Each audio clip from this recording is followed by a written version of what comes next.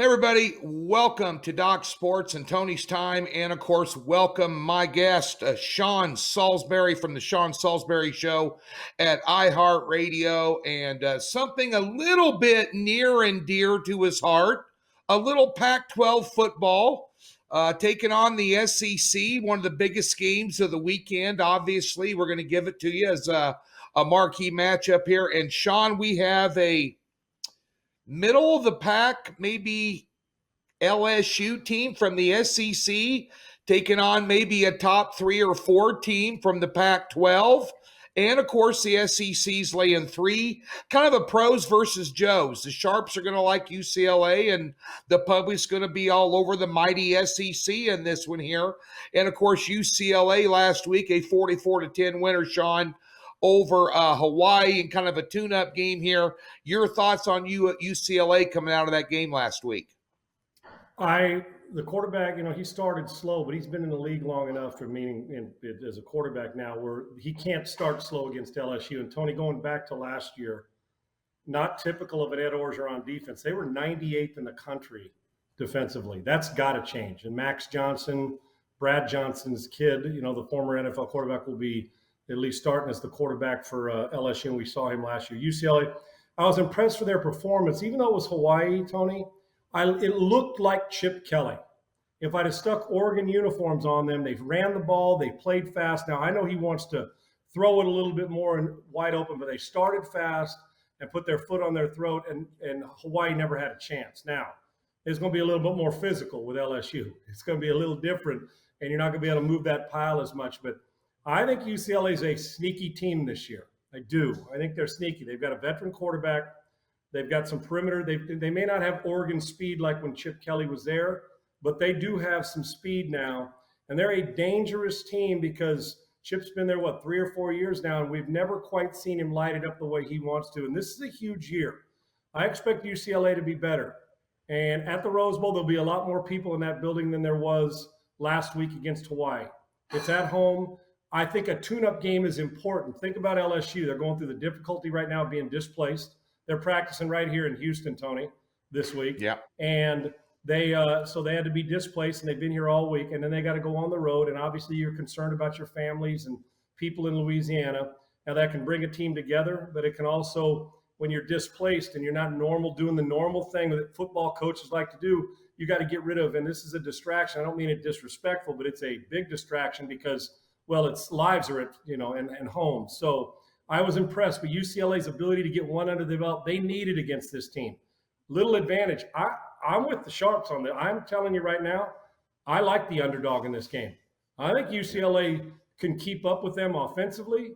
Again, a veteran quarterback, and Chip Kelly, I think the swagger may be back. I don't think they're a dangerous threat nationally. LSU's got something to prove because of the way they played last year in a tough. This is important for them. It's a tough schedule for them. And UCLA is ready for this. And I'm a Trojan, so it's hard for me to say this, but with this point spread, I'm taking UCLA. I'm taking the Bruins at home, and my bet's on them. And I actually feel pretty good about this. It could be a slugfest early. I think Chip Kelly's team's going to hang around with a chance to win it in the end as far as a win-loss. But I think we're going to win this one by taking the dog in this. I like UCLA at home. A couple of things I want to expand on here. I bet UCLA at +4 back in June out here in Vegas. I talked to a very respected, you call him a sharp, whatever you want to call him out here, a professional bettor in Vegas, early this summer. And he said one of the surprise teams in the country is going to be UCLA. And he said and they're a sleeper in the Pac-12. I think Oregon's pretty stacked. I think USC's got a good team, obviously. Tipping the hat to your alma mater there a little bit.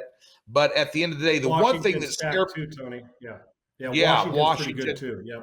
And they got a good coach. So at the end of the day here, I thought Thompson Robinson's last week scared me a little bit at UCLA, especially first half. Against a team like Hawaii to go 4 for 12 for 46 yards in the first half was a little scary. He ended up 10 for 20 for 130 yards, 1 touchdown. 50% and pedestrian numbers are not going to cut it against LSU. Pretty much not going to cut it against anybody.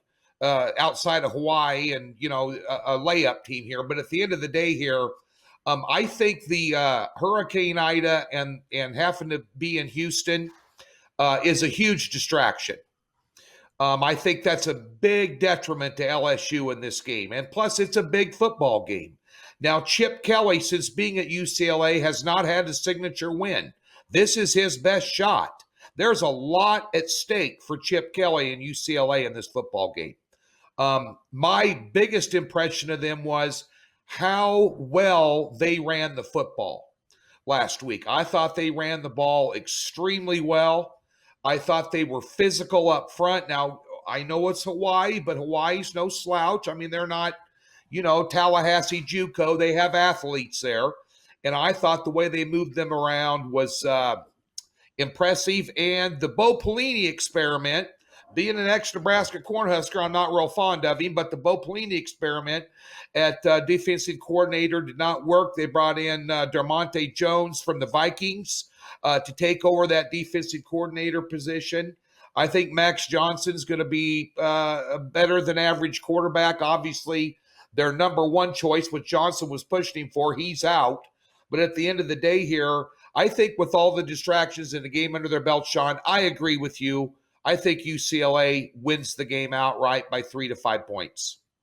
Yeah, and real quick, Tony, you mentioned about it.